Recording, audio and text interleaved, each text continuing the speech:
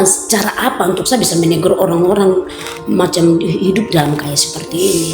Akhirnya lalu itu saya lihat ada kelas menulis Indonesia Legani itu, saya lihat itu macam saya terdorong. Roh saya berkata, kau belajar menulis dulu, apa yang kamu pikir menjadi sakit hati buat Maria itu mungkin di situ. Akhirnya saya memilih untuk saya harus belajar ke bawah dulu. Saya tidak boleh di atas, saya harus turun dulu. Nanti ada saatnya untuk saya naik begitu.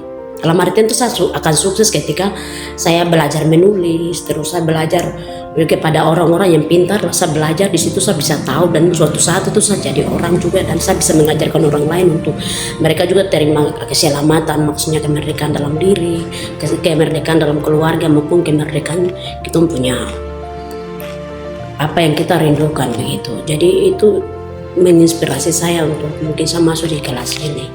Apalagi kalau saya lihat orang jalan macam mabuk-mabukan, itu saya lebih parah. Saya macam, kenapa ya? Itu Papua luas, Pak.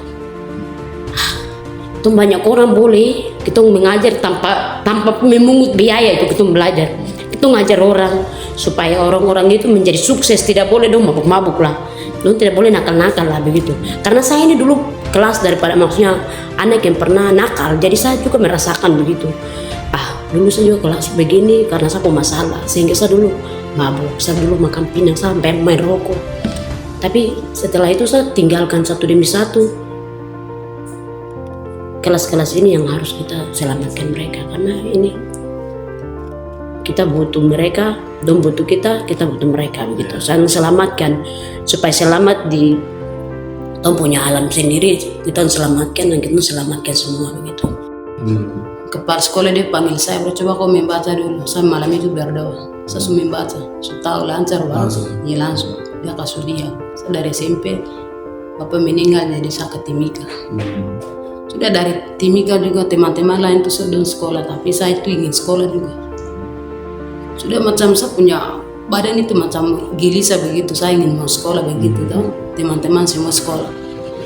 Jadi bagaimana saya dari situ tuh, semua teman-teman itu dong semua sekolah, jadi saya buat itu macam mau sekolah juga begitu. Waktu itu saya ingin itu ya sudah tidak sekolah di situ, jadi macam saya nanti cari jalan untuk yang agama kah, yang sekolah tuh sekolah-sekolah gereja kah apakah itu ya, nanti saya cari jalan yang gratis gitu. Iya yang gratis kah, yang sekolah-sekolah gereja kah, yang guru-guru agama kah dan sekolah itu.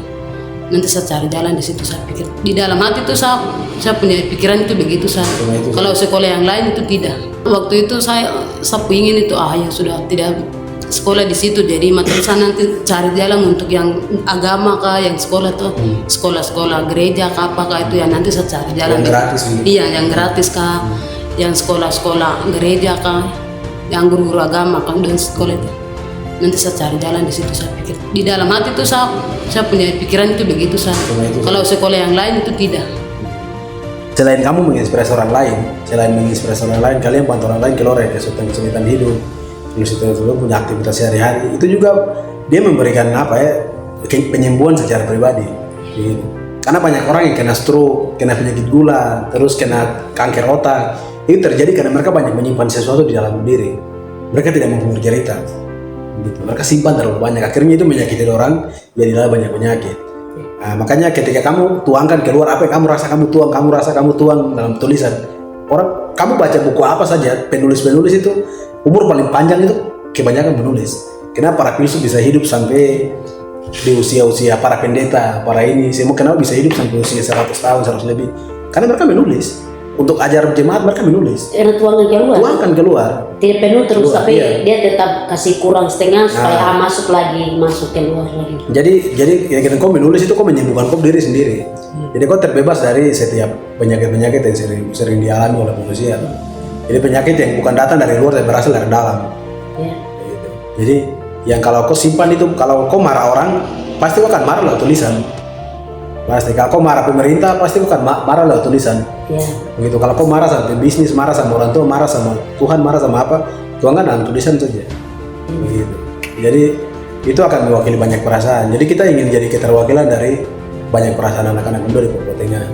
Jadi kita bantu selamatin mereka dengan apa yang kita bisa gitu. Jadi memang saya berharap itu nanti di kelas-kelas ini kedepannya itu teman-teman bisa apa bisa tulis terus memberikan inspirasi kepada anak-anak yang di luar. Lebih banyak itu tolong kepada anak-anak yang putus harapan. Kayaknya bisa ya. Karena anak-anak Papua ini kebanyakan putus harapan.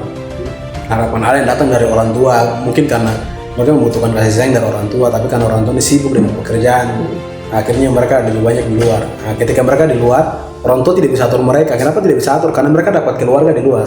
Mereka teman-teman yang lebih mengerti mereka daripada mereka orang tua. Begitu. Jadi ketika itu akan sulit dipanggil pulang ke rumah lagi. Ya, kita menjelaskan dalam buku kalau pulang ke rumah itu lebih penting. Gitu. Jangan terlalu banyak di luar. Gitu. Jadi supaya anak-anak ini bisa pulang ke rumah. Anak-anak yang hari ini di jalan, ada di lembaga, ada di tahanan, ada di mana-mana. Pokoknya ini semua mereka ini punya rumah, mereka punya keluarga utuh itu ada. Begitu. Tapi mereka tidak punya. Jadi jalan untuk ke sana itu mereka sudah pasti putus. Gitu. Makanya kita ingin tulis buku-buku yang memberikan harapan ke orang gitu. Bahwa selalu ada jalan kalau kamu berusaha untuk pulang. Gitu. Ada orang-orang yang tunggu. Jadi jangan sampai awalnya kau dari rumah kau keluar tuh di rumah ada 9 orang. Ketika kau pulang sisa 7, sisa 3. Nah, jangan sampai kayak begitu gitu. Jadi kau harus pulang ke rumah. Kita tarik mereka seperti itu. Ya, macam kamu yang aktif di gereja, kamu bisa ajar adik-adik ke sekolah minggu tuh untuk menulis buku cerita. Ajar mereka untuk menulis buku cerita, tulis cerpen rohani, cerita-cerita rohani yang mereka macam kalau kau bikin Facebook nanti kau kasih naik kayak begini. Jadi ajar orang cara tulis status yang benar kayak bagaimana. Jadi status yang tidak menyakiti orang kayak bagaimana. Gitu. Karena sekarang banyak anak-anak Papua kehilangan kontrol untuk media sosial. Hati-hati dengan kau punya kebahagiaan. Kau punya kebahagiaan itu bisa menyakiti orang lain. Jadi kadang itu orang yang mereka foto tiket, mereka foto dompet jasa, orang kasih naik di media sosial tuh. Itu dia punya kebahagiaan itu menyakiti orang yang tidak sekolah. Menyakiti orang yang mau pulang ke rumah tapi tidak ada uang. Gitu. Jadi hati-hati posting kau punya kebahagiaan di media sosial. Itu yang kita nanti ajarkan itu dalam buku, dalam apa kita bisa ajar.